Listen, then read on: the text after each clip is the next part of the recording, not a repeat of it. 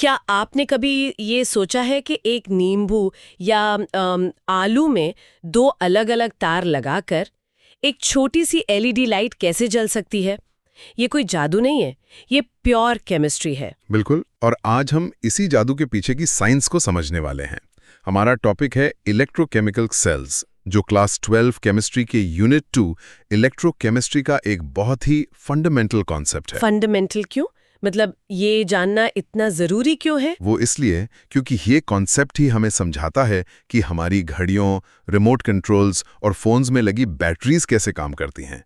यही हमें बताता है कि लोहे जैसी चीज़ों पर जंग क्यों लगता है और हम इलेक्ट्रिसिटी का इस्तेमाल करके कंट्रोल्ड तरीके से केमिकल सिंथेसिस कैसे कर सकते हैं। ओके, तो चलिए इसे अनपैक करते हैं।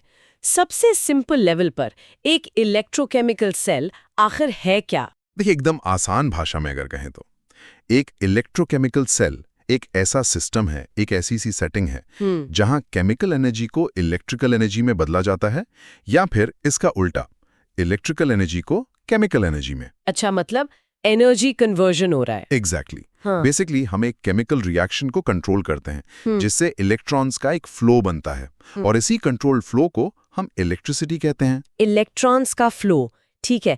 इसे विजुअलाइज करने में मेरी मदद कीजिए। मैं अपनी आंखें बंद करके क्या इमेजिन करूं? जरूर। इमेजिन कीजिए आपके सामने दो अलग अलग बीकर रखे हैं। ठीक है, दो बीकर्स। एक में एक जिंक की रॉड है जो जिंक सल्फेट सोल्यूशन में डूबी हुई है। दूसरे में एक कॉपर की रॉड है जो कॉपर सल्फेट सोल्यूशन में डूबी है। अब इन दोनों रॉड्स को ऊपर से एक तार, एक वायर से जोड़ दिया गया है। ओके। दो बीकर्स, दो रॉड्स, दो सोल्यूशंस और एक तार उन्हें जोड़ रहा है। अब क्या होगा? अब होता यह है कि कुछ मेटल्स की नेचुरल टेंडेंसी होती है इलेक्ट्रॉन्स छोड़ने की, और कुछ की होती है इलेक्ट्रॉन्स पकड़ने की। अच्छा। जिंक की टेंडेंसी इलेक्ट्रॉन्स छोड़ने की कॉपर से कहीं ज्यादा है। तो जैसे ही आप उन्हें तार से जोड़ते हैं, इलेक्ट्रॉन जिंक रॉड से निकलकर उस तार के थ्रू कॉपर रॉड की तरफ भागने लगते हैं। इलेक्ट्रॉन्स की यही रेस, यही बहाव इलेक्ट्रिसिटी है। वाओ! तो ये एक तरह की केमिकल रेस है। पर ये तो सरफेस लेवल पर हुआ, अंदर मॉलिक्यूलर लेवल पर क्या चल रहा है? What's really happening is दो साइमल्टेनियस प्रोसेसेस हो रहे हैं। जहां से इलेक्ट्रॉन्स निकल रहे हैं, यानी जिंक रॉड पर, वहां हो रहा है ऑक्सीडेशन। ऑक्सीडेशन मतलब लॉस ऑफ इलेक्ट्रॉन्स। करेक्ट। और जहां इलेक्ट्रॉन्स पहुंच रहे हैं, यानी कॉपर रॉड पर, वहां हो रहा है रिडक्शन, मतलब गेन ऑफ इलेक्ट्रॉन्स। ये पूरा कॉम्बिनेशन एक रीडॉक्स रिएक्शन कहलाता है। तो इलेक्ट्रॉन्स तो बाहरी तार से ट्रेवल कर रहे हैं, पर सर्किट तो अधूरा लग रहा है। दोनों सॉल्यूशंस के बीच में क्या है? बहुत अच्छा सवाल। सर्किट को कंप्लीट करने के लिए आयंस को भी मूव करना पड़ता है। वो अंदर सॉल्यूशन के थ्रू मूव करते हैं, अक्सर एक यू शेप्ड ट्यूब के जरिए, जिसे सॉल्ट ब्रिज कहते हैं। और यहीं पर सबसे बड़ा मिसअंडरस्टैंडिंग होता है जिसे हमें ठीक करना है। कौन सा मिसअंडरस्टैंडिंग? कई लोग सोचते हैं कि इलेक्ट्रॉन सॉल्यूशन में से तैरकर दूसरी तरफ चले जाते हैं। ऐसा बिल्कुल नहीं होता। याद रखें, इलेक्ट्रॉन्स हमेशा एक्सटर्नल वायर, यानी बाहरी तार से फ्लो करते हैं, जबकि आयंस इंटरनल सॉल्यूशन, यानी अंदर के इलेक्ट्रोलाइट से फ्लो करते हैं। ओह, ओके। दोनों के रास्ते अलग हैं। बिल्कुल, पर सर्किट को पूरा करने के लिए दोनों ही बेहद जरूरी हैं। Got it. इलेक्ट्रॉन्स का हाईवे है तार और आयंस की सर्विस रोड है सॉल्यूशन। तो एग्जाम के लिए इसकी एंकर डेफिनेशन क्या होगी? एग्जाम के लिए ये डेफिनेशन बिल्कुल परफेक्ट है। An electrochemical cell is a device in which a redox reaction occurs And electrical energy is either produced, जिसे galvanic cell कहते हैं, और consumed, जिसे electrolytic cell कहते हैं। ये थोड़ा एब्स्ट्रैक्ट लग रहा है। क्या हम इसे समझने के लिए कोई एनोलॉजी यूज कर सकते हैं? बिल्कुल कर सकते हैं। एक इलेक्ट्रोकेमिकल सेल को एक झरने, मतलब वाटरफॉल से चलने वाले वाटर व्हील की तरह सोचिए। पानी जो हमारे इलेक्ट्रॉन्स हैं, ऊंचाई से नीचे की तरफ बहता है। ऊंचाई मतलब? ऊंचाई यानी एनोड, ए हाई एनर्जी साइट, जहां से इलेक्ट्रॉन्स निकलते हैं और वो बहकर नीचे आते हैं, यानी कैथोड, ए लो एनर्जी साइट, जहां इलेक्ट्रॉन्स एक्सेप्ट किए जाते हैं। अच्छा। अब ये बहता हुआ पानी बीच में लगे एक व्हील को घुमाता है, मतलब यूजफुल वर्क करता है। ये व्हील हमारा एक्सटर्नल सर्किट है, जैसे कोई बल्ब या मोटर। ये एनालॉजी तो अच्छी है, पर झरने में पानी तो ग्रेविटी की वजह से नीचे आता है। यहाँ इलेक्ट्रॉन्स को एनोड से कैथोड की तरफ धकेलता कौन है? What's the driving force? Excellent question. यहाँ ड्राइविंग फोर्स है केमिकल पोटेंशियल का डिफरेंस। जिंक और कॉपर की इलेक्ट्रॉन्स को होल्ड करने की एबिलिटी में जो नेचुरल डिफरेंस है, वो ही एक केमिकल प्रेशर बनाता है जो इलेक्ट्रॉन्स को पुश करता है। इसे हम इलेक्ट्रोड पोटेंशियल कहते हैं। और एनालॉजी में सर्किट कंप्लीट करने के लिए पानी को वापस ऊपर भी तो जाना होता है, वो कैसे होता है? एग्जैक्टली और वो होता है एक अंडरग्राउंड चैनल के जरिए। ये चैनल हमारा इलेक्ट्रोलाइट सॉल्यूशन और सॉल्ट ब्रिज है, जहां आयॉन्स मूव करके चार्ज को बैलेंस करते हैं और सर्किट को अंदर से कंप्लीट करते हैं। बिना इस चैनल के पानी का फ्लो यानी करंट तुरंत रुक जाएगा। ठीक है, वाटरफॉल एनालॉजी से फ्लो समझ में आया। क्या इसे देखने का कोई और तरीका है? हाँ, हम इसे दो शहरों के ट्रैफिक सिस्टम की तरह भी देख सकते हैं। शहर ए यानी एनोड में बहुत ज्यादा कार्स यानी इलेक्ट्रॉन्स जमा हो गई हैं।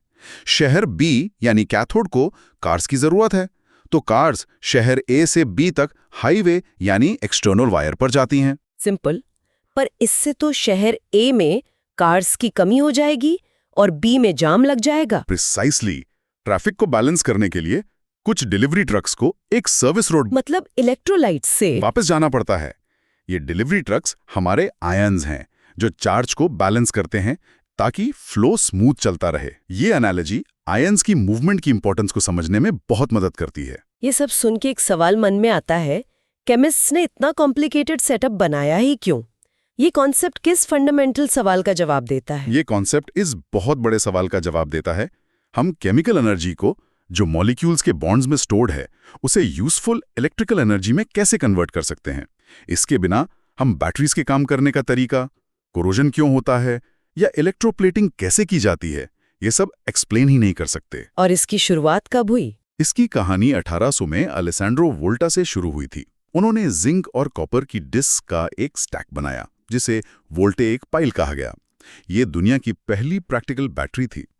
एक रेवोल्यूशनरी डिस्कवरी थी क्योंकि इसने पहली बार इलेक्ट्रिसिटी का एक कंट्रोलेबल और पोर्टेबल सोर्स दिया। वाओ! तो चलिए वोल्टा की उसी डिस्कवरी का एक मॉडर्न वर्जन अपने दिमाग में बनाते हैं। Picture this. जरूर। इमेजिन कीजिए वो दो बीकर्स फिर से आपके सामने हैं। लेफ्ट बीकर में जिंक रॉड धीरे धीरे डिसॉल्व हो रही है, जैसे कोई शुगर क्यूब पानी में घुल रहा हो। जिंक एटम्स अपने 2 इलेक्ट्रॉन्स छोड़कर Zn2+ आयंस बनकर सॉल्यूशन में जा रहे हैं। और वो छोड़े हुए इलेक्ट्रॉन्स? वो इलेक्ट्रॉन्स वायर के थ्रू भागकर राइट बीकर की तरफ जा रहे हैं। राइट बीकर में नीले रंग के कॉपर सल्फेट सॉल्यूशन में मौजूद Cu2+ आयंस इन आते हुए इलेक्ट्रॉन्स को पकड़ लेते हैं। अच्छा, जैसे ही वो इलेक्ट्रॉन्स को पकड़ते हैं, वो सॉलिड कॉपर बन जाते हैं और कॉपर रॉड पर एक नई परत की तरह डिपॉजिट हो जाते हैं। मतलब समय के साथ जिंक रॉड पतली होती जाएगी और कॉपर रॉड मोटी होती जाएगी। और इन दोनों को कनेक्ट कर रहा है वो U shaped salt bridge. Yes, जो चार्ज को न्यूट्रल बनाए रखने का काम कर रहा है। बिना उसके लेफ्ट बीकर में पॉजिटिव चार्ज और राइट बीकर में नेगेटिव चार्ज बिल्डअप हो जाएगा और इलेक्ट्रॉन्स का फ्लो कुछ ही सेकेंड्स में रुक जाएगा। तो ये एक बहुत ही एलिगेंट कंट्रोल्ड सिस्टम है जहां हम इलेक्ट्रॉन्स के नेचुरल फ्लो को कैप्चर करके करंट जनरेट कर रहे हैं। ये तो हुआ लैब सेटअप। हमारी एवरीडे लाइफ में इसका सबसे कॉमन एग्जाम्पल कौन सा है? सबसे आम एग्जाम्पल है हमारे रिमोट कंट्रोल या खिलौनों में लगने वाली ड्राई सेल बैटरी, जैसे जिंक कार्बन या अल्कलाइन बैटरीज। उस छोटी सी बैटरी के अंदर जो आउटर जिंक कंटेनर होता है, वो खुद एनोड का काम करता है और बीच में कार्बन रॉड होती है जो कैथोड होती है। उनके बीच में एक पेस्ट भरा होता है जो इलेक्ट्रोलाइट और सॉल्ट ब्रिज दोनों का काम करता है। तो जब हम रिमोट में बैटरी डालते हैं तो क्या होता है? जब आप बैटरी को डिवाइस में लगाते हैं तो आप एक्सटर्नल सर्किट कंप्लीट कर देते हैं। तुरंत जिंक मतलब एनोड से इलेक्ट्रॉन्स निकलकर रिमोट के सर्किट से होते हुए कार्बन रॉड मतलब कैथोड तक पहुंचते हैं और आपका रिमोट चल पड़ता है।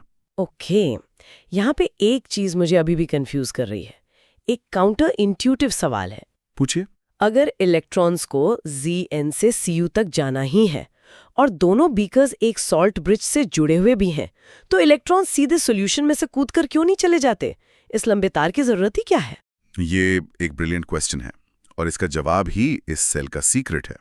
The fix is electrons aqueous solution में ट्रैवल नहीं कर सकते, वो पानी में तैर नहीं सकते। सॉल्यूशन में चार्ज कैरी करने का काम सिर्फ आयंस कर सकते हैं, जैसे Na पॉजिटिव या Cl नेगेटिव। इलेक्ट्रॉन्स के लिए मेटल वायर ही एकमात्र रास्ता है, एकमात्र हाईवे है। तो अगर हम तार हटा दें तो? अगर तार हटा देंगे तो रिएक्शन रुक जाएगा, और अगर हम दोनों सॉल्यूशंस को सीधे मिक्स कर दें तो इलेक्ट्रॉन्स डायरेक्टली जिंक से कॉपर आयंस में ट्रांसफर हो जाएंगे। एनर्जी तो रिलीज होगी, पर हीट की फॉर्म में। वो इलेक्ट्रिकल एनर्जी नहीं बनेगी जिससे हम यूज कर सकें। पाथवेज का यही सेपरेशन, इलेक्ट्रॉन्स के लिए तार और आयंस के लिए सॉल्यूशन, हमें रिएक्शन को कंट्रोल करने और यूजफुल एनर्जी एक्सट्रैक्ट करने की पावर देता है। So what does this all mean for exams? चलिए कुछ की पॉइंट्स लॉक कर लेते हैं। पहला और सबसे जरूरी पॉइंट क्या है? फर्स्ट, इलेक्ट्रॉन्स हमेशा एनोड से कैथोड की तरफ एक्सटर्नल वायर के थ्रू फ्लो करते हैं। याद रखिए, कन्वेंशनल करंट की डायरेक्शन इसके ऑपोजिट होती है, पर इलेक्ट्रॉन्स का फिजिकल फ्लो हमेशा एनोड टू कैथोड होता है। ओके, एंड सेकंड, ऑक्सीडेशन और रिडक्शन कहाँ होते हैं? सेकंड, ऑक्सीडेशन हमेशा एनोड पर होता है और रिडक्शन हमेशा कैथोड पर होता है। इसे याद रखने का एक तरीका है एन-ऑक्स एनोड ऑक्सीडेशन और red cat reduction cathode. ANOX red cat, ठीक है। थर्ड पॉइंट, आयॉन्स के बारे में। थर्ड, पॉजिटिव आयॉन्स मतलब कैटियंस सॉल्ट ब्रिज के थ्रू कैथोड की तरफ जाते हैं, और नेगेटिव आयॉन्स मतलब एनियंस एनोड की तरफ जाते हैं। उनका काम है दोनों सॉल्यूशंस में चार्ज न्यूट्रलिटी बनाए रखना। फोर्थ पॉइंट, साइंस के बारे में। एनोड पॉजिटिव होता है या नेगेटिव, ये हमेशा कंफ्यूज करता है। बिल्कुल। तो फोर्थ, एक गैल्वेनिक सेल में जो इलेक्ट्रिसिटी प्रोड्यूस करता है, एनोड नेगेटिव टर्मिनल होता है और कैथोड पॉजिटिव टर्मिनल होता है। इसका लॉजिक सिंपल है। एनोड पर इलेक्ट्रॉन्स रिलीज हो रहे हैं तो वहां इलेक्ट्रॉन्स का बिल्डअप होता है जिससे वो नेगेटिव बन जाता है। कैथोड पर इलेक्ट्रॉन्स कंज्यूम हो रहे हैं तो वो पॉजिटिव कहलाता है।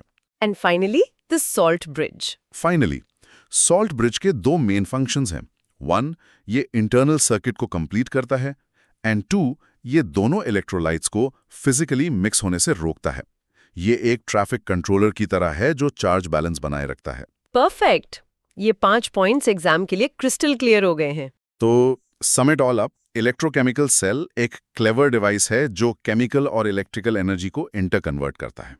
बस वो वाटरफॉल वाली एनालॉजी याद रखिए, जहां इलेक्ट्रॉन्स केमिकल पोटेंशियल की ऊंचाई एनोड से नीचे कैथोड की तरफ बहते हैं और रास्ते में हमारे लिए यूजफुल वर्क यानी इलेक्ट्रिसिटी जनरेट करते हैं। और ये सिर्फ थ्योरी नहीं है, हमारे हाथ में जो फोन या रिमोट है उसकी बैटरी इसी फंडामेंटल प्रिंसिपल पर काम कर रही है। सबसे जरूरी बात, इलेक्ट्रॉन्स बाहरी तार से और आयॉन्स अंदरूनी सॉल्यूशन से, दोनों मिलकर सर्किट पूरा करते हैं और हमें पावर मिलती है। एग्जैक्टली। हमने आज बात की कि कैसे हम स्पॉन्टेनियस केमिकल रिएक्शंस को कंट्रोल करके यूजफुल इलेक्ट्रिसिटी बनाते हैं।